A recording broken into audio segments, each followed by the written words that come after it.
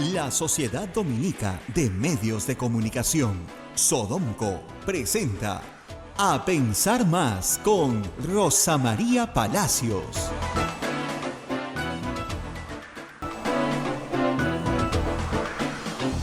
Muy buenos días, señoras y señores, bienvenidos a Pensar Más con Rosa María Palacios a través de la Sociedad Dominica de Medios de Comunicación. Nos escucha a través de la red Sodomco en Lima, es Radio Santa Rosa, en Chimbote RSD, Radio Santo Domingo, en Arequipa, Radio San Martín, en Ucayali, Radio Cepagua, en la Convención, Radio Quillabamba y en Puerto Maldonado, Radio Madre de Dios. Son emisoras dominicas del Perú. También hay una red de emisoras amigas que nos acompañan en Huánuco, Radio Huánuco, en Ayacucho, Radio La Voz de Ayacucho, en Puno, Radio Pública y Radio La Decana, en Ancash, Radio Moro, en Huancayo, Radio Cumbre, que es la radio del Arzobispado de Huancayo, en Satipo, Radio Milenio, en Abancay, Radio Estación Solar, el Vicariato Apostólico de Yurimaguas nos escucha por Radio Oriente, en Cajamarca, Radio Los Ángeles, Apumaque Estéreo, y también AM Tawa nos pone en podcast en todo el Perú y el mundo. Tenemos las plataformas digitales y los aplicativos móviles, como también la página web de Radio Santa Rosa, www.radiosantarosa.com.pe, donde usted también tiene mucha información. A esta hora son las 8 de la mañana con 2 minutos, es el día 67 del aislamiento social obligatorio y ya nos contactamos con Rosa María Palacios. Rosa María, muy buenos días. Muy buenos días, Abel. Muy buenos días a nuestros oyentes en Lima y en todo el Perú y por supuesto en el mundo entero, donde también nos escuchan por muchas vías. Bueno, contarles que en esta mañana fría y oscura limeña, parece que estuviéramos en medio del invierno, todavía estamos en mayo, estamos preguntándonos muchas cosas, Abel. ¿Salimos o no salimos el lunes? El problema es el siguiente. Ya nos tenemos que reír porque no nos queda otra, pero el domingo cumplimos 70 días encerrados. Setentena. Así es, setentena. Y no de pendones como el Cid Campeador, no. Es 70 días encerrados. Y estamos jueves, como tú has dicho, en el día 67, y no tenemos la menor idea de cuáles son los planes para el día 71. Y me refiero básicamente a la suspensión de la cuarentena. El presidente en la última conferencia de prensa dijo, usted ya sabe, así no se legisla. Se tiene que expedir una norma que diga que se amplía esta situación o no y en qué condiciones. Un grupo de peruanos ha salido a trabajar esta semana.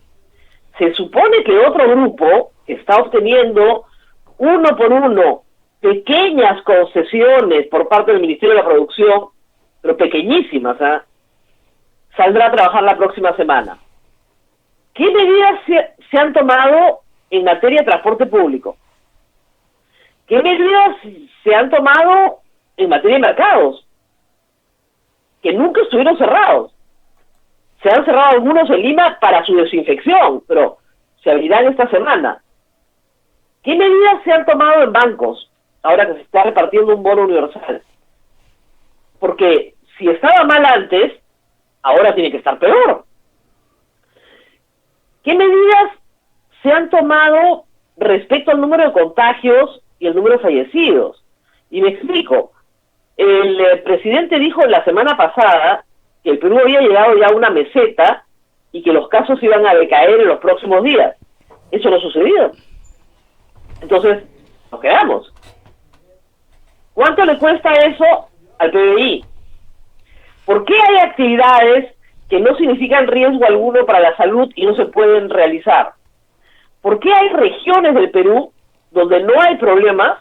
El número mayoritario de casos se concentra en 5 regiones, y en esas regiones que tienen mucho menos casos que Lima, por ejemplo, no se pueden desarrollar actividades productivas que sí se pueden desarrollar en Lima, con grave daño a la economía de las familias, a las cuales no se tienen en consideración desde el Ejecutivo.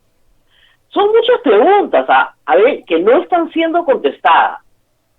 Y el problema, hay que decirlo, es que el presidente del Consejo de Ministros no quiere ir a hablar de estos temas la próxima semana al Congreso.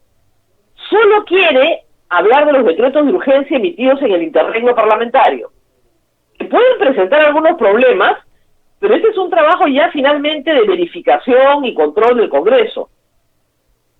Lo cierto es que no quiere ir a discutir la política del gobierno porque va a ser sometido a un interrogatorio con las preguntas que te acabo de plantear, para las cuales el gobierno parece no tener respuesta. Y no digo que lo que el Congreso esté haciendo en materia legislativa esté bien, por el contrario, es peor que la pandemia. Tenemos un problema muy grave, tenemos un Congreso que en lo económico es mayoritariamente socialista, y creo que nadie se da cuenta. Si tú sumas FREPAP, UPP, Frente Amplio, estás hablando de proyectos socialistas, francamente, ¿cómo les digo?, tributarios de políticas como las de Hugo Chávez, o la de Cuba. Estamos hablando de grupos políticos que tienen una agenda económica de corte socialista. Y luego tienes otros que asumen esa misma agenda por razones mercantilistas, para satisfacer grupos de votantes en una próxima elección, como Acción Popular, como Alianza para el Progreso, y sumados todos estos votos, o Fuerza Popular, sumados todos estos votos, tienes el Congreso completo. Hay que entender que hay un voto socialista en lo económico que se ha consolidado en el Congreso. Y eso es peor que la pandemia, porque imagínate que a una crisis sanitaria le traigas el primer gobierno de Alan García, porque todas las medidas que estamos viendo es como si hubiera resucitado a Alan García en su primer gobierno.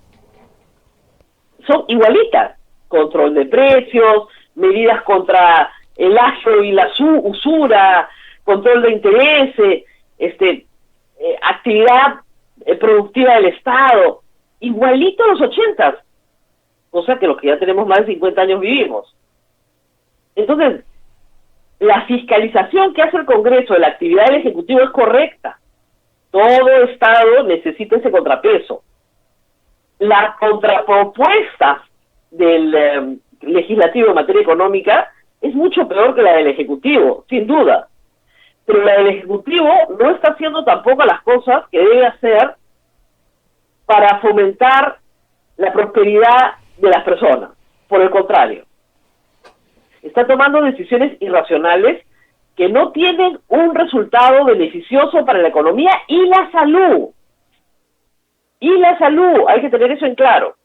Miren los titulares de hoy de la noticia, la trae el Comercio y la República. Ayer, en una investigación de Financial Times, que es una institución periodística muy seria, se hace una comparación en varios países que tienen, porque todos tienen, subregistro en materia sanitaria.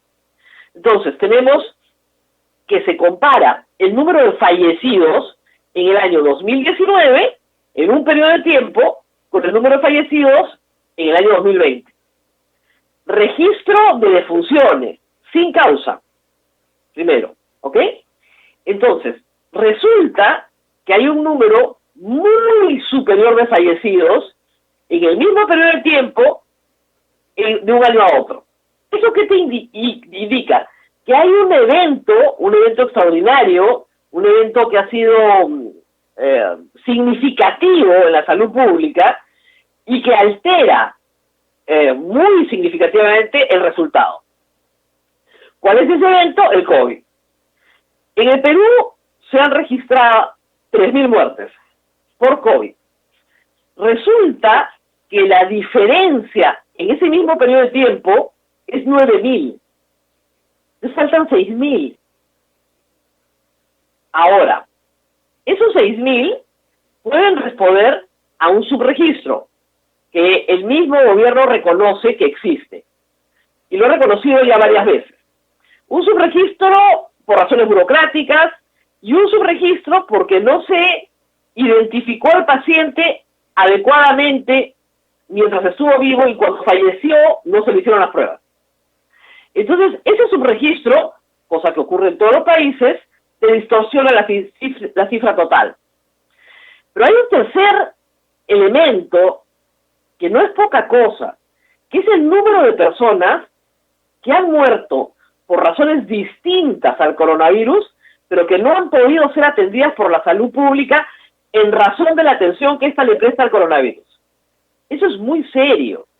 Es decir, no solamente está matando el coronavirus, sino que está matando la desatención a otras enfermedades. Y si tú comparas la cifra de 3.000 muertos versus la cifra de 9.000 muertos, la desatención puede estar matando más. Así de grave. La cuarentena sirve para que no explote el número. Y ese objetivo se ha conseguido. Pero ha derivado en muertes de personas que no han sido atendidas correctamente y que pudieron haber sido salvadas en tiempos normales. Ahí puedes incluir a todos los pacientes cardíacos que no hicieron sus controles, a todos los diabéticos que no hicieron sus controles, a todas las pacientes que se dializan, que no hicieron correctamente la diálisis, en fin, cualquier otra emergencia o enfermedad crónica desatendida durante los 2 meses de la cuarentena. Así de grave. Entonces, la cuarentena también tiene costos en la salud, porque desatiendes otras enfermedades crónicas. Y la gente también se muere de otras cosas, no solo de COVID.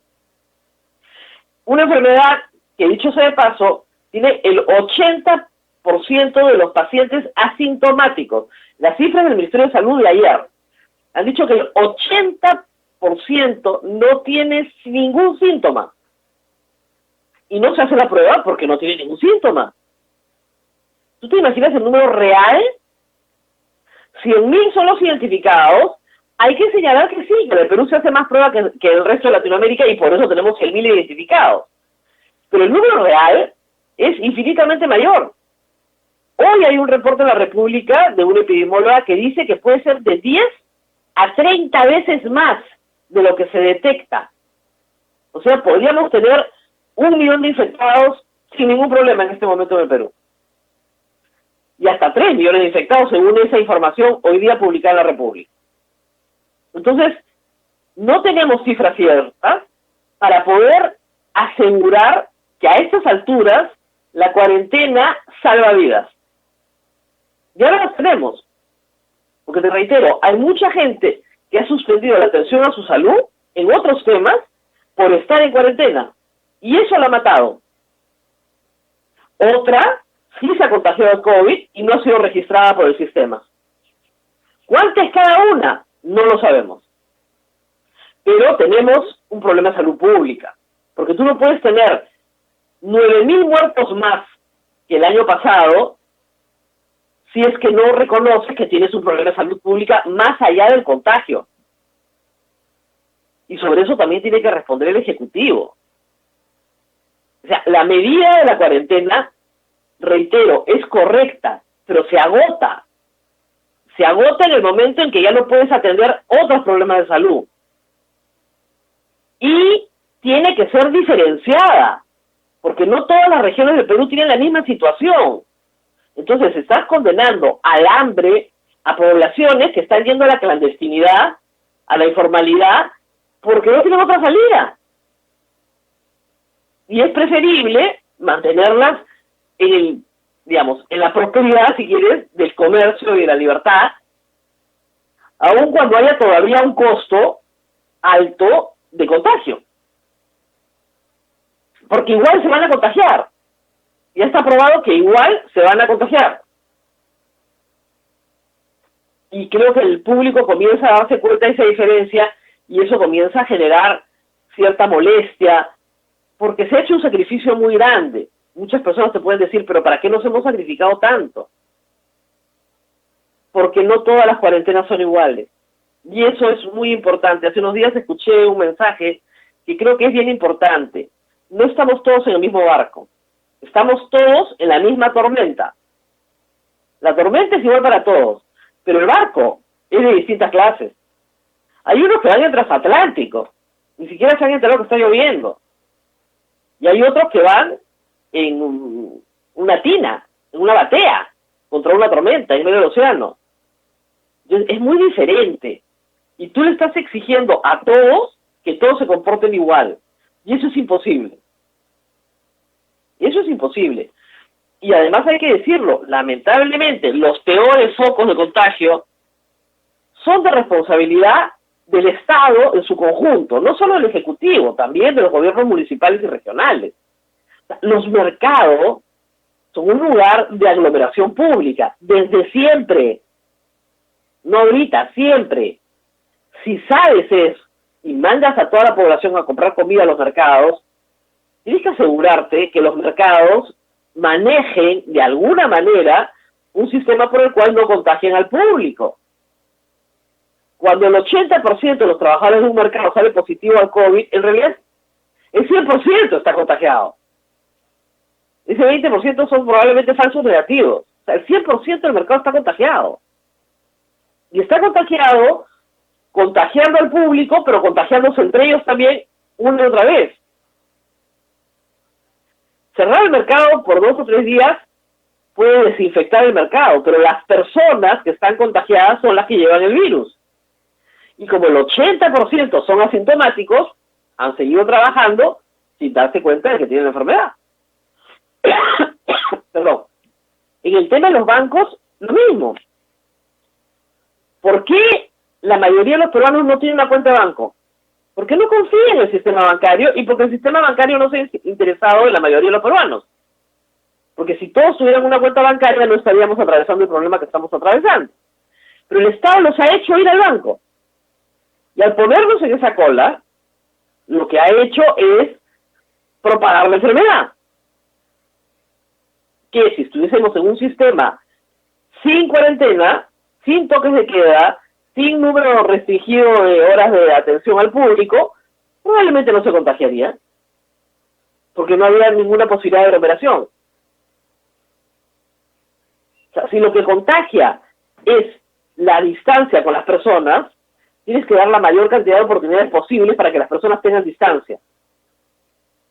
Se entiende en este contexto que los colegios no van a abrir, aunque en otros países del mundo están abriendo.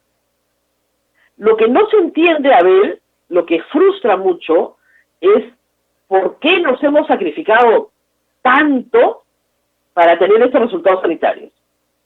Eso es lo que la gente no se explica. O sea, la cuarentena más rígida, la primera de Latinoamérica, la más severa, y eso de que la gente no cumple es bien discutible, porque eso es lo que vemos en las imágenes en televisión. Pero eso es casuística. O sea, yo busco la excepción, la proyecto en televisión a nivel nacional y parece la regla.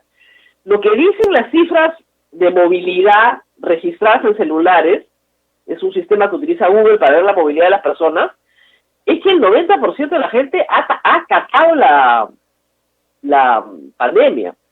En mercados, por supuesto, menos. O sea, sí se han desplazado al mercado. Pero se ha desplazado al mercado el 50%. El otro 50% no se ha desplazado al mercado, se ha quedado en su casa. Entonces, con esas cifras altas de cumplimiento, con una cuarentena que va a cumplir 70 días, ¿por qué tenemos la cantidad de fallecidos que tenemos hoy? ¿Y por qué somos noticia para el Financial Times ayer como uno de los peores brotes de coronavirus del mundo? Del mundo. No el peor, pero uno de los peores. Por favor, que alguien explique qué está pasando.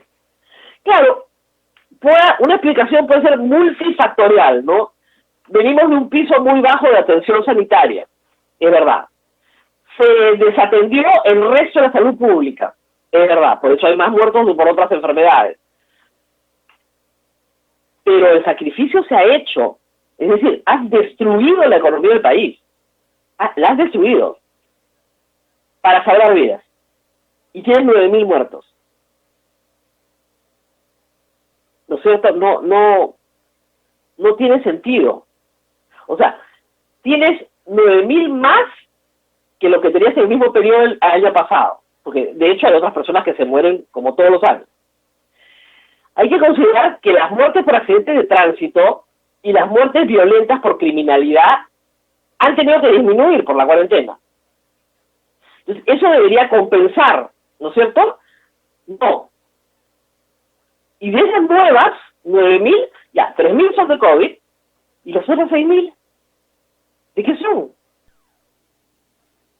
Digo, una parte, un porcentaje, no sabemos cuánto, puede ser de COVID también, supongamos la mitad, pero la otra mitad, otras 3.000, son de personas que no han sido atendidas en su salud por el sistema de salud pública. O tal vez por el salud, o por el privado, o por el que fuera, ¿no? Porque no había la oportunidad de atenderse.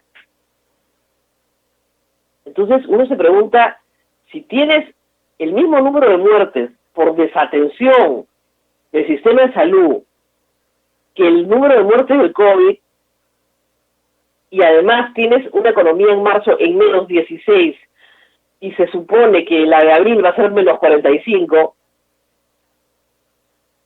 puestas las cosas en la balanza, haciéndose las sumas y las restas, parece que has hecho un sacrificio inmenso por muy poco resultado. Y eso es muy frustrante. Y si es así, ojalá que yo esté equivocada, pero si es así, entonces tienes que enmendar. Tienes que enmendar. Entonces, primer asunto, no puedes atender el resto de salud. Nos han dicho varias veces que ya el primer nivel va a comenzar a salir, a buscar. En algunos lugares sí, en otros lugares no. Y en los lugares donde el primer nivel está atendiendo, son donde el COVID no es un asunto grave. Luego tenemos el problema económico. Y lo reitero, si el Ministerio de la Producción y el Ministerio de Trabajo un obstáculo constante y hay que ponerse de rodillas para robar trabajar, es una cosa de locos, ¿ah? Felizmente somos un pueblo trabajador, nos acusarán de muchas cosas, pero ociosos no somos. Hay que rogar para que te dejen trabajar. Rogar. Entonces ya no tiene sentido. No tiene sentido lo que está pasando, de verdad. Cada día le encuentro menos sentido. Reitero, todo el mundo al principio aplaudió la medida y yo la aplaudí también porque me parece lógico que en una situación como la que estábamos separar el país una quincena, lo mínimo. El mes también, razonable. Estás tratando de contener. Se empezó bien, Rosa María. Obviamente. Se empezó muy bien. Todos los países lo estaban haciendo, eran las recomendaciones de la Organización Mundial de Salud, que el Perú ha seguido al pie de la letra, hay que decirlo, bien, pero digamos, son 70 días. Ya vamos más de 2 meses. 2 meses, una quincena.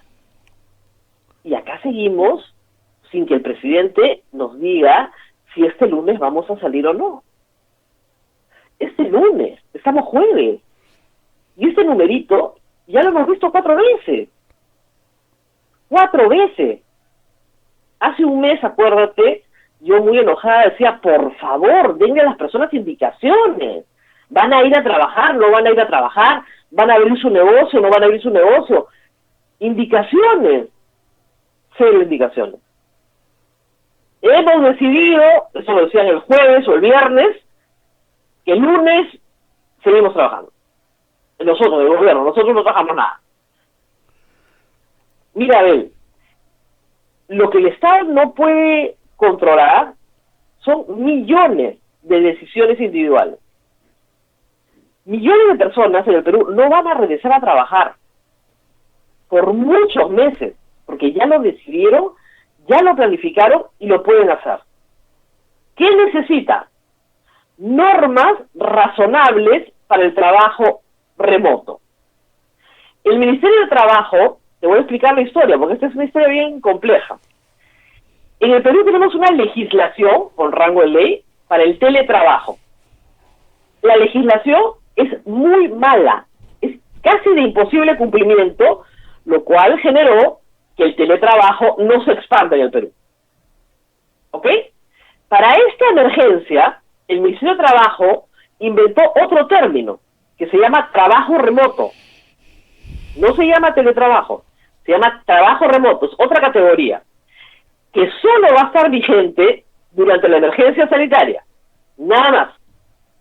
Con lo cual, un grupo de personas que ya ha organizado su vida para que pueda hacer trabajo remoto, va a dejar de hacerlo y tener que pasar a esta legislación de cumplimiento imposible. Pero de cumplimiento imposible. Entonces, por ejemplo, en el teletrabajo, para que te hagas una idea, la computadora de la cual yo te hablo, me la tendrías que haber dado tú, porque si no, no. Todos los instrumentos los tiene que proveer el empleador. Pero si yo tengo un acuerdo distinto, no vale. No vale. No vale. Tienes que regresar a trabajar físicamente al lugar donde trabajas. Y así te puedo dar más ejemplos. Es un desastre de legislación. No se ha modificado, no se ha cambiado, porque no se ha promovido el teletrabajo. Hoy, en las circunstancias en las que estamos, debería promoverse. Y el 10% de la PEA quiere irse al teletrabajo, y puede hacerlo. Con ahorro en oficinas, en agua, en luz, en transporte público, reduces el impacto del transporte público.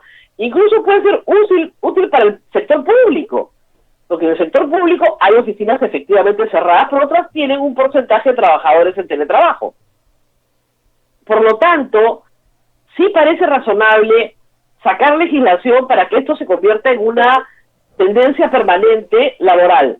No, eso no está haciendo el Ministerio de Trabajo. No le interesa. No le interesa. Quiere esta concepción, ¿cómo te explico?, tradicional del empleo, de la cual no quiere salir, en medio de una crisis de empleo, con millones de personas perdiendo el empleo. Entonces, no estamos viendo hacia adelante. Hay otras decisiones individuales. Muchas personas no mandarían a sus hijos al colegio, así abran los colegios, porque consideran que es peligroso y están en todo su derecho como son sus padres. La obligación constitucional es darle educación a tus hijos. Tienes que hacerlo. Pero puedes suspender este año porque consideras que las condiciones no son las adecuadas. Y esas son decisiones individuales. Esas son decisiones individuales, dolorosas, costosas, pero decisiones individuales en las que el gobierno no puede hacer nada. Otras personas deciden que efectivamente pueden manejar su negocio y dar empleo en condiciones sanitarias óptimas. Y lo pueden hacer, y lo quieren hacer, y lo quieren hacer formalmente. El Estado no se lo permite. No saben hasta cuándo, porque no saben si son fase 1, 2, 3, 4. Y las fases no se están cumpliendo, porque para mayo tendría que haber salido todos los restaurantes. No, solo algunos. Mira, hay gente que presenta unos protocolos complicadísimos y se los rechazan. Las suspensiones perfectas, me contaban ayer, que están rechazando suspensiones perfectas por cosas como que el archivo de Excel no entró dentro del formulario. ¿De verdad? No, rechazado. Un archivo que no pedía la norma, pero que tú añadías porque te parecía interesante que conocieran más información. Rechazado.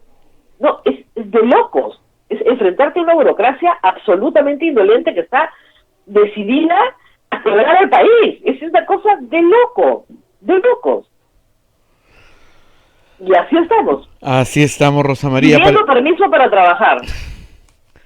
Para información de nuestros oyentes, Rosa María, porque preguntan cuál es el artículo, y es el Financial Times, ¿verdad? Exactamente. Pongan Financial Times en Google. Sí. Ahí sale. Y ahí sale, sí, lean ustedes. Es una publicación muy importante. Importante, como ven desde fuera las cosas, claro, ¿no? Sin apasionamientos que acá... están haciendo comparando cifras. Sí, porque acá lo que nos hemos es ¿estás a favor o en contra del presidente? Todo a eso nos hemos limitado cuando hay que mirar un poquito, ¿no?, con mayor tranquilidad desde fuera, ¿no? No, y además es un pensamiento muy primario. Hay que decirlo, estimulado por el Ejecutivo, ¿ah? O estás conmigo o estás contra mí. Esos son los peligros de plantear esas dicotomías. Ujú. Al final se te puede voltear la tortilla. Yo, si fuera el presidente, digamos, como político, sería un poquito más sagaz y no plantearía esas dicotomías, porque hoy día tienes 80, pero mañana tienes 20. Así es. Entonces, es una dicotomía muy compleja de manejar. Conmigo o contra mí, ya hemos tenido varios desprecios, ¿no? O sea, las preguntas para mañana, como si no tuvieran ninguna importancia las preguntas que hace la prensa. O otras cosas mucho más complejas, como los doctores del pesimismo, Ajá.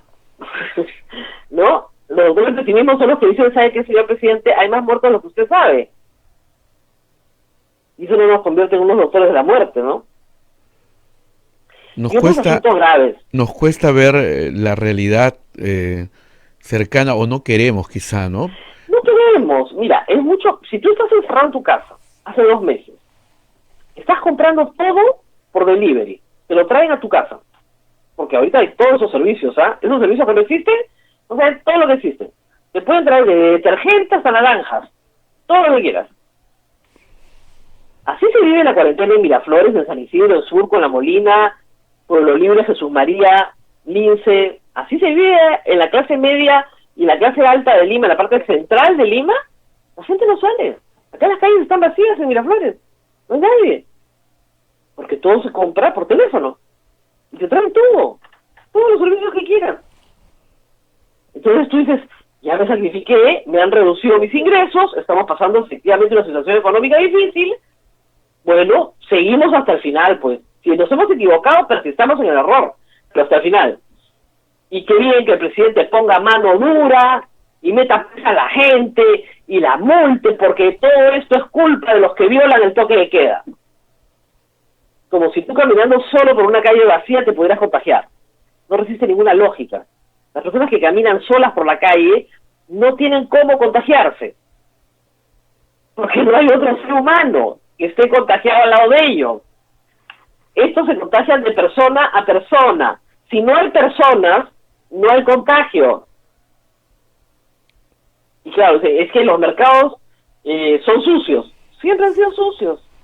¿Dónde han estado los alcaldes para limpiarlos? Pero una cosa es cuarentena en transatlántico y otra cosa es cuarentena en medio de la tormenta en una batea en medio del mar. Es bien diferente.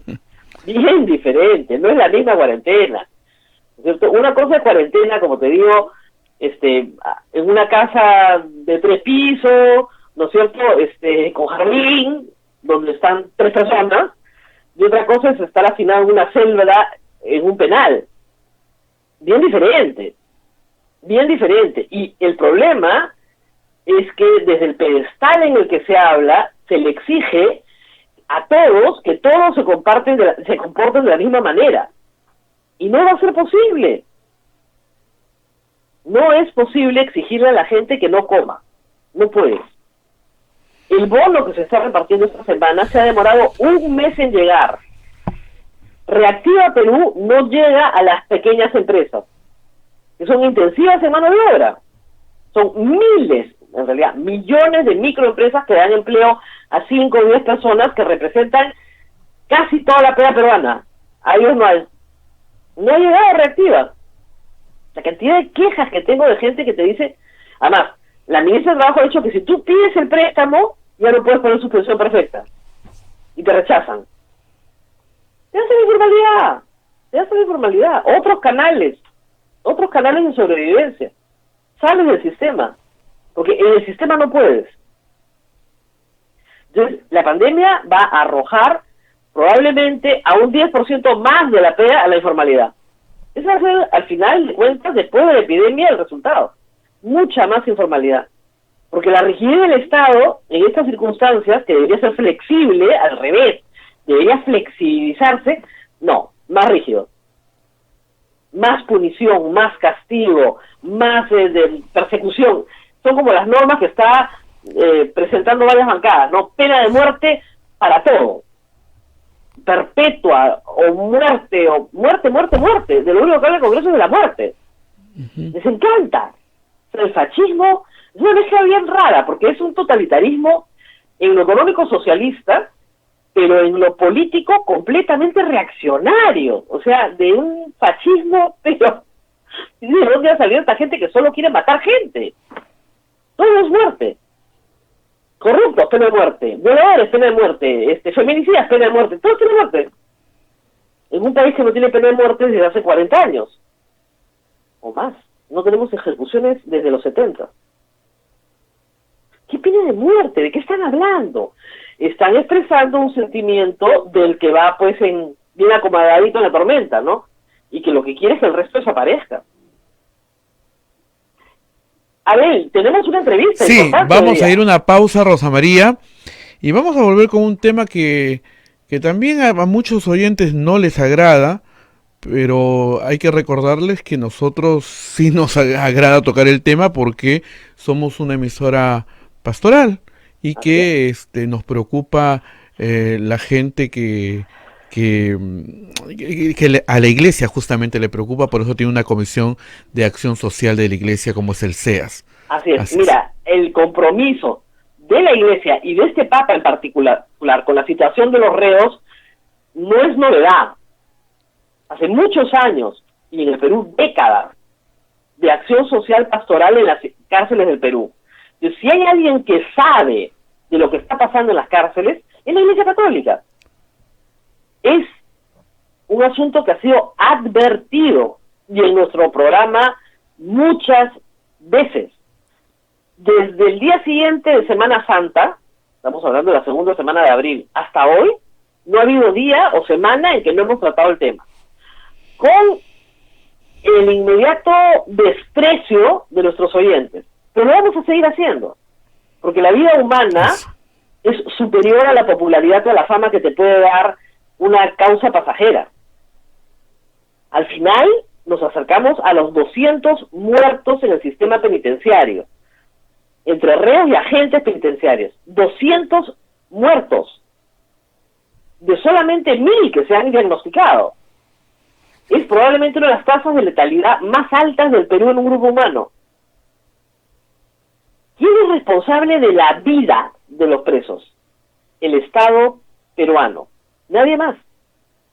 Ellos no son responsables de su vida porque están confinados, están encerrados. ¿Quién es el responsable de la vida y la salud de los presos del Perú? El Estado peruano.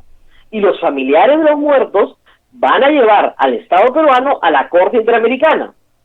Y se va a pedir una sanción para los responsables. Tengan la seguridad. O sea, si alguien lo engañó al ministro de Justicia, al presidente Vizcarra y al señor Ceballos, que se desengañen, porque los van a llevar por eso a un juicio.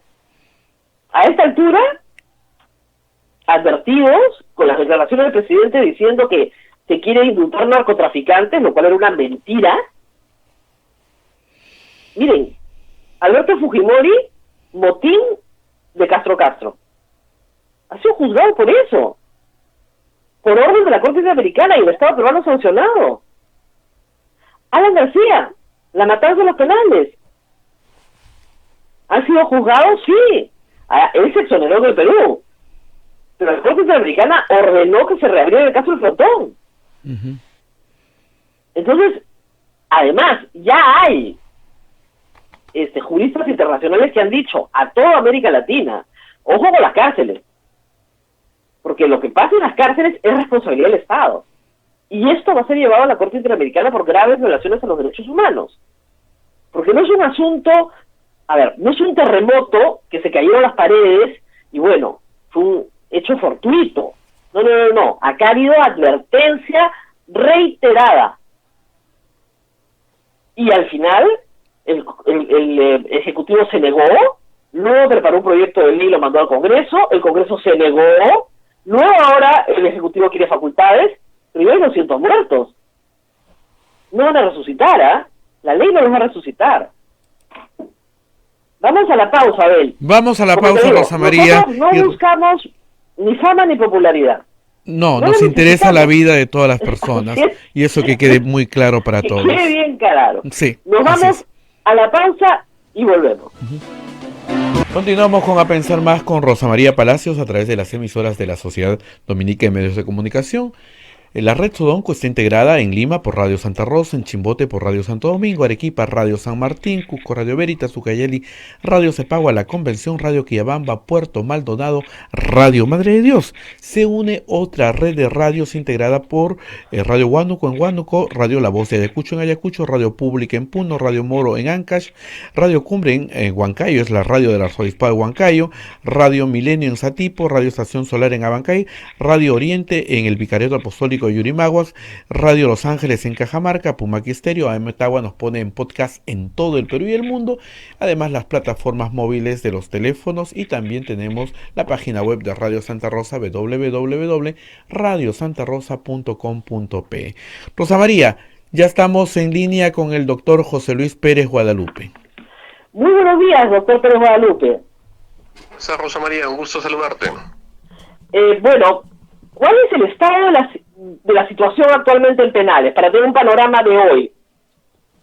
A ver, tenemos la poca información y poca transparencia respecto a los datos, lamentablemente. No hay en la página web del Ministerio de Justicia un avance o cómo van, digamos, el agravamiento de la epidemia. Digamos, el presidente cada 2 o 3 días sale y nos muestra unas cifras y asume liderazgo. No vemos ese mismo liderazgo y esa misma transparencia de información en cuanto a penales. Pero lo último que nos ha dicho el ministro el día 19 es que han habido ya 182 internos fallecidos.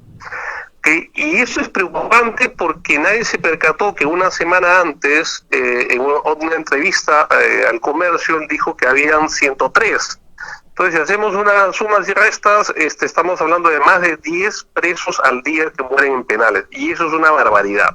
Repito, más de 10 presos al día que están muriendo en los penales y recién nos enteramos. Es decir, y no lo ha dicho así tal cual el ministro de Justicia, sino que sacando un poco de información de la poca data que nos brinda, es lo que estamos sacando. Ahora, ya hay 12 o 13 empleados penitenciarios fallecidos, aparte de los internos, pero lo interesante es ver la ratio que tenemos, es decir, los presos ya con esta información los internos representan el 6% de todos los muertos por coronavirus en el Perú. 6%. Pero claro. ¿Qué porcentaje es la población penitenciaria de toda la población peruana? El 0.3%. Es decir, hay digamos, un aumento garrafal del porcentaje de fallecidos dentro de la cárcel, lo que concluye de que efectivamente el virus no era tan democrático, sino que hay poblaciones o sectores sociales, como en este caso los presos, que son definitivamente mucho más afectados por razones que podemos ver ahora, lógicamente la condición expresamente especial de los internos de nuestros penales. Ahora, el problema, justamente, además del hacinamiento que promueve el contagio, la mortalidad se puede explicar en condiciones, digamos, endémicas de mala salud en los penales, tuberculosis, en fin, otras enfermedades no atendidas de manera consuetudinaria. ¿Eso explicaría la mayor letalidad? Eso es por un lado, pero no es el único factor. Sabemos que hay 2.000 con tuberculosis, hay 6.000 mayores con la tercera edad, en fin, pero yo creo que hay que plantear, en primer lugar, digamos, frente a una enfermedad había un tratamiento, pero en el INPE solamente habían 65 médicos generales para todos los penales. Y digo habían porque muchos médicos ya renunciaron en muchos casos. Otra cosa que no ha salido en las noticias, ahora te voy a pasar la información, es que no se ha contratado a 70 trabajadores del INPE, no se le ha renovado el contrato y hasta fin de mes. Y ahora, si los INPEs han reducido un promedio de 30 a 50%, los trabajadores, no sé por qué ahora a 70 no se les renueva el contrato, pero en fin, lo importante es que el sistema de salud en los penales siempre ha sido precario y quiere indicar que existen 2 sistemas, el de salud y el de educación, que tenían que salir del sistema penitenciario. Y cuando yo estuve en el INPE pude hablar en esa época con Jaime Saavedra, y Jaime Saavedra lo entendió perfectamente como ministro de Educación y nos dio todos los profesores necesarios y hicimos el plan justamente analfabetismo cero en los penales. El tema de salud también lo planteamos en el Ministerio de Salud, es decir, el INPE qué hace con una dirección de salud, una dirección de educación, no en su core competence, ¿ok? El sistema de salud en los penales también tendría que ser una función del Ministerio de Salud, y eso no se ha logrado. Entonces, el sistema de salud ya de por sí es muy deficiente, pero si a esto le agregamos falta de médicos, falta de atención, falta de medicinas, ya tenemos el escenario completo. Pero quisiera agregar, Rosa María, si me permites, que el 27 de junio del 2019, el año pasado, el Tribunal Constitucional saca una sentencia y dice: la salud es un derecho fundamental de los presos. La relación de sujeción especial, mira la frase que usa, de sujeción especial de la población privada de libertad tiene respecto al INPE, a la institución penitenciaria, y esta asume la responsabilidad por la salud de los internos. Es decir, hay responsabilidad de la institución penitenciaria por la salud y lógicamente la vida de los internos, por dos razones muy concretas que tú ya la mencionaste. Primero, la situación de hacinamiento. Es decir, es imposible guardar la distancia social con un 140% de hacinamiento en promedio. Y en segundo lugar, porque única institución, es decir, ellos están sujetos absolutamente a lo que haga o deje de hacer el Estado. No hay posibilidad de decir, si nosotros queremos salir y arriesgarnos y nos vamos a los mercados sin mascarilla, es nuestra responsabilidad, ¿no es cierto? Y si nos medicamos o no nos medicamos, es nuestra responsabilidad finalmente. El riesgo, el asumir los riesgos. En cambio, el asumir los riesgos en los penales, ya no es responsabilidad de los internos. Y la cura y el tratamiento tampoco es responsabilidad de los internos, porque la única institución es el Estado, o sea, a través de la institución penitenciaria, para proveer de los médicos y las medicinas. Es una situación especial en los penales. Ahora, ¿qué cambió? A mí me tiene esto muy sorprendida. Esto que estamos conversando, lo hemos conversado hace más de un mes. Al día siguiente, Semana Santa, ya había un diagnóstico, todo el mundo repetía, este es un problema grave, fue advertido. El presidente de la República lo despreció, dijo que esto era un conjunto de gente que quería liberar narcotraficantes y violadores, y lo mandaron al Congreso. El Congreso también dijo sí primero, consensuó un dictamen el viernes pasado, y a la mañana siguiente, el sábado, dijo que ni hablar, por razones absolutamente populacheras. ¿Por qué el Ejecutivo ahora sí quiere ocuparse del tema? Como bien has dicho, Rosa María, digamos, desde el primer día de cuarentena, la Defensoría del Pueblo, SEAS, Marisol Perestey, mucha gente, José Ugaz, es decir, vimos lo que se venía y se le dijo al ministro de Justicia: mira lo que se te viene. Pero acuérdate que a los 10 días de la cuarentena, el ministro de Justicia lo hizo patinar al presidente, el presidente salió a decir orondamente: no hay ningún infectado en los penales del país. O sea, como si fuese un logro, ingenuamente pensar de que no iban a haber gente. Yo creo que al comienzo tuvieron la pretensión de pensar de que no iban a haber contagiados en los penales. Por eso que no hicieron muchas cosas. Al día 20, recién el ministro de Justicia dice: voy a pedir a Salud que me pasen pruebas para los empleados. O sea, no se planificó desde el comienzo, por más que todos lo dijimos, y acuérdate que a los 10 días de la cuarentena cambian a las cabezas del INPE, que fue otro fracaso. Yo creo que ese fue el comienzo del fracaso de la gestión del Ejecutivo en los penales, porque el nuevo presidente del INPE, comenzando, no sabía a dónde se metía, y segundo, no duró ni mes y medio. O sea, para que veas el fracaso que hay. Entonces, esta ineficacia demora, es más, todas las medidas que hasta ahora ha tomado el Ejecutivo no llegan ni siquiera a 1.000 liberados. O sea, todo lo que ha hecho el Ejecutivo en 60 días no ha logrado ni siquiera que salgan de la cárcel ni el 1%.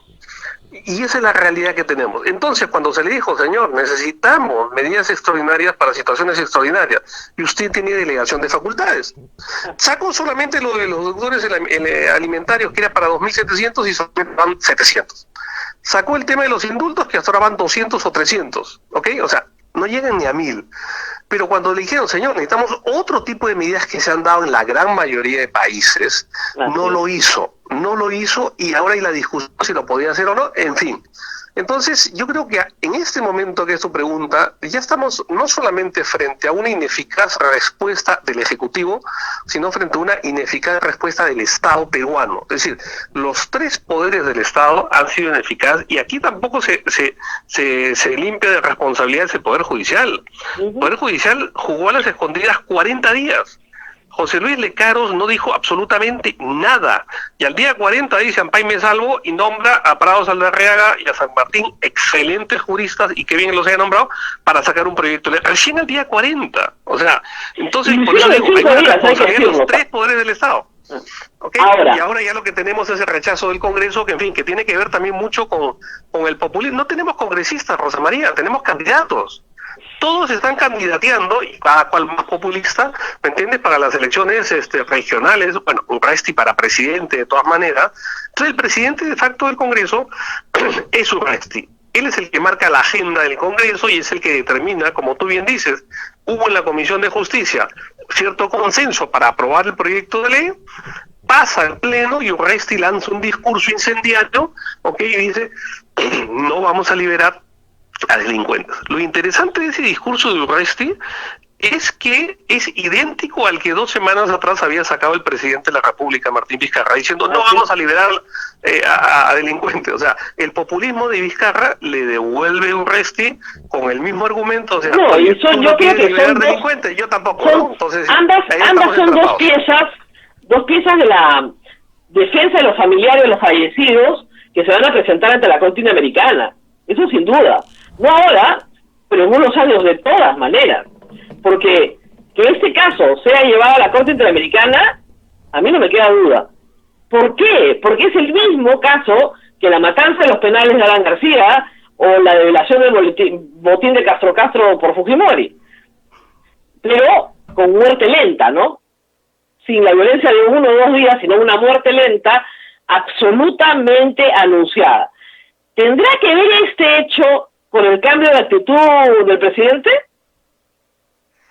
Yo creo que sí. Ahora, el presidente, digamos, yo sí que reconozco el liderazgo que ha llevado desde el comienzo, y siempre lo he dicho, el liderazgo que ha llevado, inclusive de manera pronta cuando surgió la cuarentena, y nos ha ido llevando, digamos, ya, al final las medidas de la cuarentena no han dado muchos resultados en la tercera etapa, pero finalmente el presidente lo asumió, a eso voy, o sea, tomó liderazgo, esto salía todos los días, estas son las medidas y ya está. Pero ese mismo liderazgo no lo hemos visto en el Ministerio de Justicia, y ese es el primer punto que marca una diferencia. Entonces, ¿puede haber responsabilidad? Yo creo que sí, pero por negligencia. Es decir, recién nos sentamos y por una entrevista que ha dado el ministro, no es que Ninjus haya publicado en su página web o nos esté informando, recién sacamos en este momento que hay una ratio de 10 muertos por día en los penales. Pero yo digo, no da la información. Entonces eso es negligencia de lo que se pudo hacer desde el comienzo y no se hizo. Pero otra cosa también que anotar, y que puede haber problemas también, es el tema de los 9 muertos de Castro. Porque eso está pasando muy piola. A ver, yo te digo, Rosa María, acuérdate que yo estuve 3 años y medio en el INPE, y tuve motines, sobre todo el primer año y medio. Tuve motines, sí. ¿Cuántos muertos hubieron? Ni uno. Y tuve muchos motines con toma de rehenes, ¿ok? Porque se manejó de otra manera. Y los 7 últimos años no han habido motines. ¿Ok? No han habido, se tranquilizó el sistema penitenciario. Entonces, que en un solo motín como Castro, que los internos no tenían armas, o sea, no estaban armados, no estaban disparando a la policía, a los INPE, haya 9 muertos, ahí hay que investigar qué armamento se utilizó, porque, digamos, los 9 muertos son por armas de fuego y no son perdigones de goma. O sea, los cazapatos o las escopetas que usa el INPE normalmente en estos casos son con municiones de goma.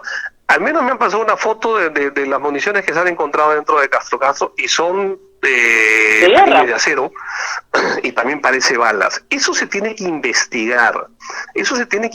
Y ahí sí puede haber responsabilidad penal, porque, a ver, ¿quién da la orden de ingresar y en qué momento? Repito, yo he tenido motines en cantidades y jamás aceptamos que ingrese la fuerza, a menos que estuviese, lógicamente, con rehenes en peligro de muerte, y lógicamente tienes que entrar. O sea, pero se pudo trabajar, ni un solo muerto. Y ahora, en un solo motín, 9 muertos, más los 5 muertos de de Píxima, los 3 muertos del milagro en Trujillo, entonces ya tenemos una cantidad importante de fallecidos por actos de violencia dentro de los penales. Ya digo, pero habría que diferenciar los actos de los mismos internos de los actos de la institución claro, pero si penitenciaria usted o la suma policía. todo, vamos en 200 muertos sin ningún problema. Suma los agentes penitenciarios, más los reos fallecidos, más los reos amotinados y fallecidos en los motines. En estos 2 meses y medio van 200 muertos. Efectivamente, y todavía los que se nos vienen. Y yo creo que habría que distinguir 2 cosas. A ver, una cosa son los problemas estructurales del INPE, que este gobierno, como preguntó el presidente, ¿qué han hecho el año pasado? ¿Qué han hecho hace 2 años? ¿Qué han hecho hace 4 años? Oye, era su gobierno. Bueno, no hicieron mucho, efectivamente. Hay problemas estructurales que no le podemos achacar al ministro actual de Justicia, ni tampoco al presidente del INPE, Gerson Villar, el breve, ¿no es cierto?, que duró 1 mes y medio. Pero habría que diferenciar quizás, Rosa María, 2 curvas del aprendizaje. La primera es la que todos estamos experimentando en el mundo, en todos los países, es decir, no sabemos cómo funciona. Yo escucho cada vez a los médicos que cada día me saca una versión diferente de cómo no contagiarse, ¿ok? Todos vamos aprendiendo y diferentes versiones de cómo hay que curarse, comenzando por Trump, el especialista en medicina Donald Trump, hasta Bolsonaro, que niega y habla de la gripecina. Entonces, estamos todos en un proceso de aprendizaje y eso es normal. O sea, nos agarró a todos desprevenidos con esa novedad. Pero hay otro proceso de una curva del aprendizaje que es respecto al sistema penitenciario en sí. Y esa curva del aprendizaje la tenía que haber superado, la tenía que haber pasado el ministro y el presidente del INPE. Y ese fue el error, es decir, nadie le está atribuyendo al Ejecutivo falla por una cosa que es inesperada y que nadie sabe cómo va a suceder. Perdón, eso ya lo sabemos. Nadie le está pidiendo al Ejecutivo que solucione el problema penitenciario de acá, ya sabemos. Nadie le está diciendo al presidente que libere a delincuentes, feminicidas, corruptos y asesinos, nadie. Pero lo que sí podía hacer y lo que sí tenía que hacer como responsabilidad del Ejecutivo era por lo menos conocer el sistema, visitar penales, cosa que ni siquiera el presidente del INPE y el Ministerio de Justicia no hacían y no conocían. Entonces, frente a esa segunda curva del aprendizaje, sí cabe una responsabilidad directa del Ejecutivo. O sea, ese es el problema. Ahora, ¿por qué ahora sí está interesado? Es lo que no entiendo. Yo creo que recién ha visto el panorama. Yo creo que ha tenido mucha información solamente sesgada de su ministro de Justicia, que repito, no quiso ver el problema, se negó y no quiso aceptar lo que le estaba diciendo todo el mundo. Y recuerda que, mira, al día casi 40 de la cuarentena, recién el ministro de Justicia cita una reunión con 30 especialistas, ¿ok? Uh-huh. En esos 30 especialistas, curiosamente no estuvo Marisol Perestello, ¿ok? Por supuesto no estuve yo. Claro, los ministros de Justicia que no le gustan, pues. Es un tema político. Bueno, y mira, y de los presidentes del INPE de los últimos 10 años, solamente hubo uno. Es decir, entonces ¿a quién le preguntas? ¿Me dejo entender? Y esa reunión fue debut y despedida. Nunca más. Entonces, si tú no conversas con la gente que conoce, y te digo de 2 instituciones nada más, es decir, Defensoría del Pueblo, SEAS, y también los sindicatos, los trabajadores del INPE, es decir, los trabajadores del INPE son los que están el día a día en los penales, ellos son los que saben más que las arañas, o sea, se habla de penales, llámate a los trabajadores, me dejo entender, no es un escritorio. Me acuerdo el motín de Piedras Gordas, cuando hubo, y el presidente del INPE hablaba de su escritorio y dice, me han informado, no sé qué, me han informado, no sé, ¿cómo que me han informado? O sea, tú tienes que estar ahí primero, ¿me entiendes?, en el lugar con tu gente.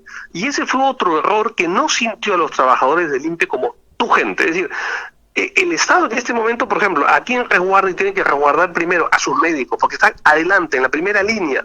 Y claro, aparte de la patinada del ministro Zamora, que ya se rectificó y que me parece que también hubo demasiado ruido sobre las palabras infelices del ministro, pero bueno, ya, es tu gente, con ellos estás dando la batalla.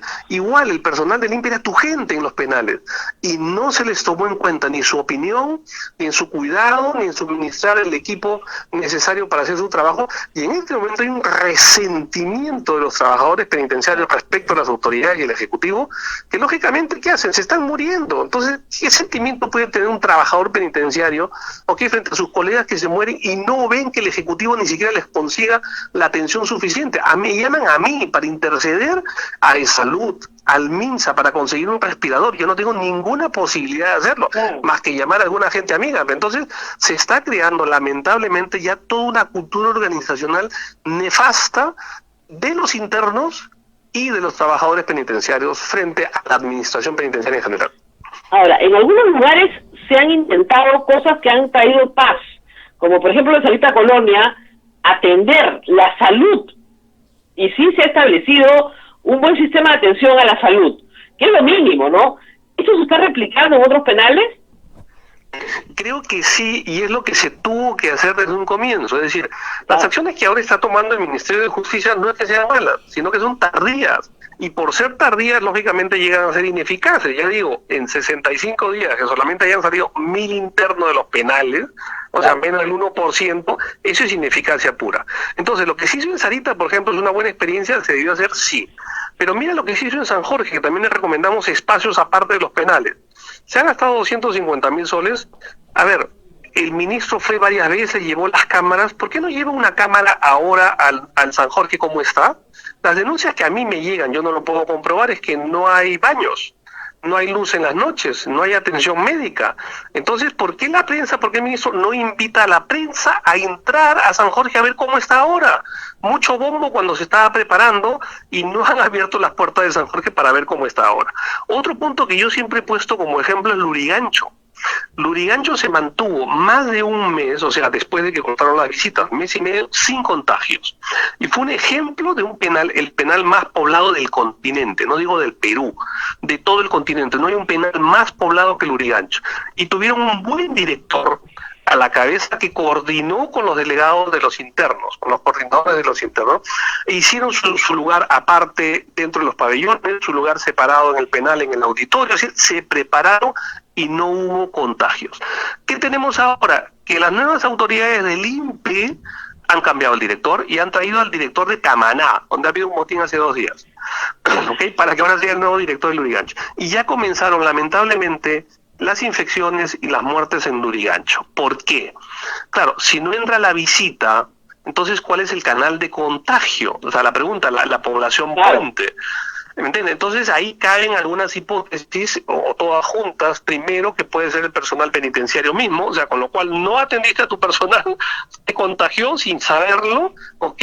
Y contagió a la población. La otra posibilidad es que estaba en la carceleta del mismo Lurigancho, que pasado 15 días ya los pasaron a población, y puede ser que había algunos asintomáticos y contagiaron. Y la tercera hipótesis es de que efectivamente en 10.000 internos hay gente que va a los hospitales por diferentes razones, y hubo varios que fueron en ese momento, a los de mayo, parece que ahí se contagiaron, y cuando regresaron también contagiaron a resto. Entonces el Lurigancho lamentablemente se está manejando bien, sí, pero ya tenemos infectados, tenemos muertos, y en este momento están siendo medicados, pero lo interesante también que la delegatura de los internos, ellos mismos están comprando sus medicinas al por mayor, y ese fue uno de los acuerdos que llegaron con el anterior director de Lurigancho, es decir, todos están colaborando. Yo digo, hasta ahora Lurigancho es un ejemplo de lo que se debió hacer en coordinación con los internos, no solamente con los empleados, sino con los internos, y a pesar ya de los contagiados y los muertos que hay en Lurigancho, todavía se está manteniendo dentro del margen, ¿no? Ahora, al final de cuentas, ese es un tema político de popularidad e impopularidad. El discurso de Urresti es sintomático de lo que somos como sociedad, una sociedad muy enferma que privilegia las soluciones de muerte, ¿no? O sea, yo he recibido, se imagina, la cantidad de mensajes desde que me llegan los presos a mi casa hasta que por qué no los matan a todos y por qué no los infectan a todos rápidamente para que se mueran todos. Digamos, ese es el tipo de mensaje que encarna la personalidad de Urresti. Pero es un mensaje muy popular. Es un mensaje muy popular. Efectivamente. Es decir, estamos en un tema que no es popular. Políticamente no es rentable. Yo tengo en tema de penales ya, ahora en mayo justo he cumplido 34 años desde la primera vez que entré al Lurigancho. O sea, conozco el tema porque he estado 25 años, como tú sabes, de un voluntariado en la iglesia. Así, siempre me he manejado del otro lado de la reja. O sea, recién en el INPE puede ver la parte administrativa, y yo sé que es un tema impopular, no tiene ningún arraigo popular, y lógicamente ahora se están aprovechando, porque eso está en campaña, o sea, eso está clarísimo, está clarísimo. Yo se lo dije la vez pasada. Ahora, es un caso raro, ¿no? Porque es un procesado por asesinato, debería por lo menos proyectarse en la posibilidad de que pueda ser condenado, ¿no? Y que va a terminar ahí también. No sé. Es un caso muy extraño, porque quiere organizar, digamos, un matadero en la cárcel. Quiere que la gente se muera. Todos los que están adentro. Y sería más o menos el objetivo, el deshacinamiento se lograría con la muerte masiva de los reos. Sí, pero es igual, acabas con la pobreza matando a todos los pobres, ¿no es cierto? Exactamente. Sí, Pero claro. a lo que voy es, una cosa es la lucha contra la delincuencia en la cual, por favor, todos cerramos filas. O sea, eso no está fuera de discusión, eso está fuera de discusión, ¿me entiendes? En el sentido de, por favor, nadie está pidiendo impunidad, nadie está pidiendo que no se sentencien a los asesinos, nadie está diciendo eso. Lo que estamos diciendo es que el Estado, sea el asesino más grande, al ladrón más grande, ¿ok? Como Estado tenemos una superioridad moral frente justamente al infractor, al delincuente, y tenemos que darle una cárcel que por lo menos, si no le puedo garantizar una cama, por lo menos le puedo garantizar su vida. O sea, eso es lo mínimo que le podemos garantizar. O sea, esta discusión, es lo que yo creo. Esta discusión la tuvimos muchas veces durante la época del terrorismo. Y efectivamente en las Fuerzas Armadas no se entendía lo de la superioridad moral, se entendía que había que arrasar. Y el señor Urresti viene de esa escuela y justamente su juicio es por violación de derechos humanos, asesinato durante el estado de emergencia en tiempo de terrorismo. Entonces es consistente su pensamiento, un pensamiento fascista, completamente de desprecio de la vida humana, es consistente, ¿no? Pero lamentable, como usted dice, es el presidente de facto del Congreso. Y en este tema es evidente que ha tenido una influencia directa para que se deseche el proyecto de ley. Ahora, no solo el comportamiento de esto sería todo un tema. Urresti pretende ser el nuevo Bolsonaro, el nuevo Trump, ¿no es cierto? La mano dura, que quiere recibir todos los votos del fujimorismo, ¿me entiende? Y endosárselos a él, contrariamente. Imagínate, curiosamente, que él es antifujimorista total, pero, o sea, maneja bien sus estrategias. Claro. A ver, pues son popularmente o sea, todo lo que está hablando de las AFPs y todos son bien populares. Por ejemplo, de una vez que se deje el nombramiento de Rafael Rey y de José Klimber, o sea, eso es de lo más popular y tiene razón, me dejo entender. Claro, por supuesto, pero utiliza ese tipo de temas. No, el problema es que en este caso se ve claramente el peligro de una estrategia de esta naturaleza. Es completamente fascista, ¿no es cierto? Entre exterminar a los judíos y exterminar a los presos, no veo mucha diferencia. Y ese es el problema de este tipo de pensamiento, que además de tanto repetirse, tiene predicamento. A la gente le gusta, ¿no? Y evidentemente el mensaje que llega es Luis Pérez Guadalupe, Marisol Pérez Tello, la Iglesia Católica, quieren liberar a pedófilos, violadores y asesinos de mujeres, ¿no? Yo respeto las opiniones de todos, no que la gente mienta o trabaje con medias verdades, ¿no es cierto? Y el hecho de decir que quieren liberar a delincuentes, asesinos, lamentablemente ese argumento lo usó el presidente Vizcarra. Y ese argumento se lo ha devuelto astutamente el presidente de facto del Congreso, Urresti, al decirle, oye, si tú no querías soltar a delincuentes, yo tampoco, o sea, no nos eches a nosotros tu pelota. Es tu responsabilidad y la pudiste hacer mientras que te dimos la facultad. O sea, también hay una serie de errores que se ha aprovechado también Urresti y el Congreso para denegar el tema. Y estamos en esta situación, ya digo, no como ejecutivo solamente, sino como Estado no hemos sabido dar una respuesta frente a un problema. Lo que ha sucedido en todos los países, repito, el problema no es el contagio en los penales, el problema no es hacinamiento, es un problema ya que viene de décadas, ¿ok? Y el COVID le estamos pasando a todos. Es que no se supo actuar adecuadamente en el momento adecuado porque las autoridades del Ejecutivo no tenían conocimiento, no tenían voluntad de hacerlo. Ahora sí, ahora como tú dices, ¿qué pasó? El problema, doctor, es que el problema ahora es tarde. Digamos, en una situación de hacinamiento y de contagio comunitario, ya deben estar todos contagiados. O sea, no se han hecho pruebas a toda la población penitenciaria, solo los que tienen síntomas. Entonces, a estas alturas, deben estar todos contagiados. Si en 14 días, ¿no es cierto?, se desarrolla la enfermedad y estamos todos hacinados, en 70 días ya el contagio debe haberse expandido. Los que han sobrevivido asintomáticos y los que han muerto han muerto porque ya se contagió todo. Ahí sí la inmunidad del rebaño debe estar funcionando, porque ya más del 60% tienen que estar contagiados. Efectivamente, la inmunidad del rebaño sí funcionaría en los penales, porque es como tener a todos los fósforos juntos y prendes un fosforito, se prenden todos, o sea, es imposible que no haya el contagio. Ya, ahora, si sale una norma en 15 días, que eso es lo que va a demorar, probablemente ya no sea necesaria, porque ya mataron a todos los que van a morir ya los mataron.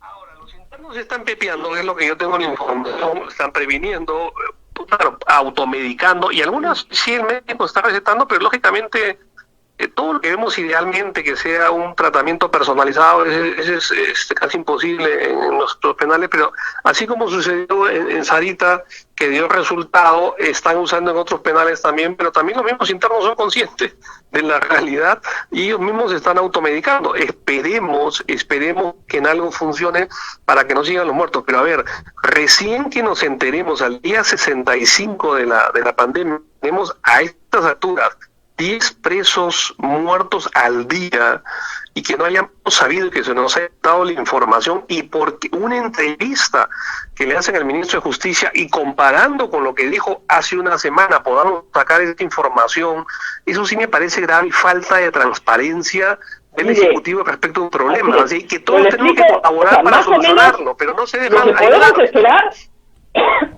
perdón, es esta semana y la próxima muchísimos más fallecidos. Más o menos funciona así.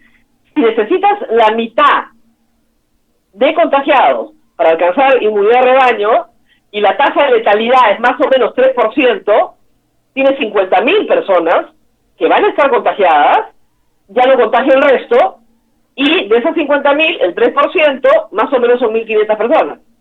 Eso es lo que va a morir.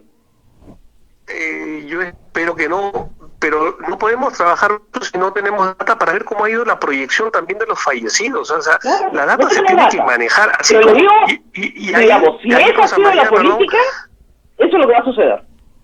Sí, pero digamos, eso es lo que va a suceder. O sea, no va a bajar de mí. Si me permite, la data de los fallecidos y los infectados es una data pública y todos hacen sus proyecciones, economistas, epidemiólogos, y se puede hacer y dar sugerencias, le guste o no al gobierno, pero todo el mundo está hablando, criticando, opinando, apoyando, y esa data no se está tratando en penales para saber, por ejemplo, cómo está avanzando el virus. No hay data, ¿me entienden? Ni en qué lugares se ha ni cómo se ha podido contrarrestar. Entonces, esa información es fundamental. Yo hablo con Defensoría del Pueblo y me dicen que le ha pedido 1000 veces al INPE la información y no se la dan. Y ahora lo que me dicen, y digo como me dicen de oídas, es que están preguntando en otros países cuando al final termine esto y digan en el Perú hubo 1.000 muertos y digan sí, pero en Colombia hubo 3.000, en Chile hubo 20.000, o sea, nosotros matamos menos, ¿me entiendes? O sea, ya están en esa línea de justificar, ya adelantándose a las justificaciones, nosotros matamos menos, ¿ves? Y qué sé yo. Y si mataron menos fue porque los internos tomaron su reacción a tiempo y comenzaron a pepearse y a tomar sus precauciones, y buenos directores como el anterior director del Lurigancho. Bueno, terrible la situación, porque ya, como digo, a estas alturas, con toda la población contagiada, sin haber tenido test para todos, porque no se ha hecho test para los 97.000 presos, es bien difícil saber cuál es la verdad. Pero las medidas llegan tarde, eso sí está clarísimo. Gracias a Luis Pérez Guadalupe por estar hoy día con nosotros. No sé a ver si hay alguna pregunta del público. Pregunta por la situación del penal de mujeres, doctor Guadalupe. ¿Sabe algo usted del penal de mujeres? A ver, los penales hay que diferenciarle, gracias por la pregunta, porque, a ver, una cosa es Ancón 1, otra cosa es Ancón 2, por más que estén juntos.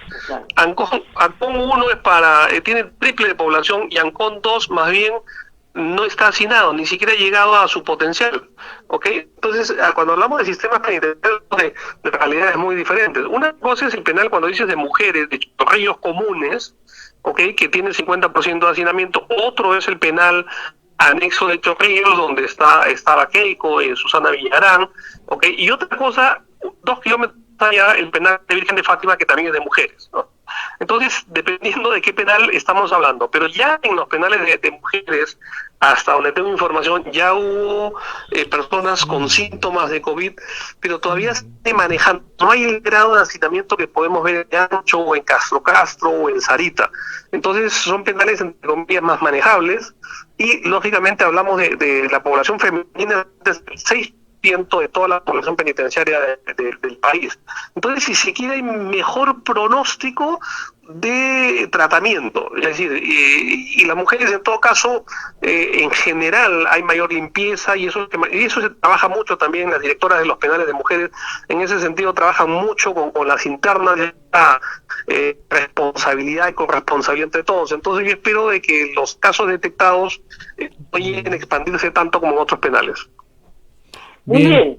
Muchísimas gracias al doctor Pérez Guadalupe, Rosa María. Muchas gracias, y bueno, hemos pintado un panorama terrible, pero ya. Gracias, vamos a ver doctor, qué muy sigue amable. sucediendo los próximos días. Gracias. Muchas gracias al señor presidente limpio, hubiera sido ministro, ex ministro de Justicia. Muchas gracias. Y bueno, Abel, nosotros nos vamos despidiendo. Sí, Rosa María, nos tenemos que ir despidiendo.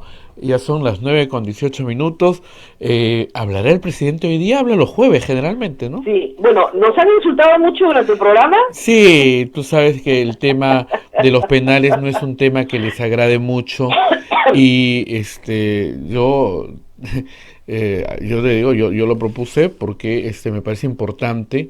Es nuestra misión como emisora católica, Es curioso, defender ¿no? la vida. Porque yo presumo que mucha de nuestra audiencia obviamente no es católica, Sí.